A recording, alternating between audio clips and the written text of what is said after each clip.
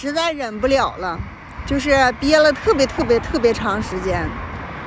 真的，我就想着我们干工地这么多年来，从来没有坑过工人，然后呢，也没有得罪过老板，从来都是毕恭毕敬，该孝敬孝敬。那我跟你说，那活干的从来没有说给老板掉过链子。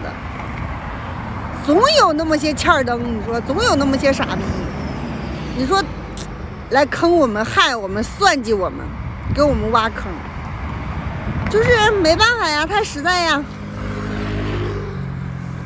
现在有时候想想啊，真的，我有时候就觉得现在这个社会，你知道吗？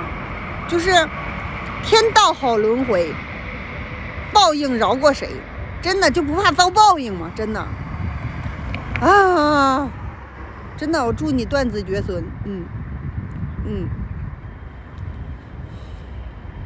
气死了，崩溃啊！气死我了。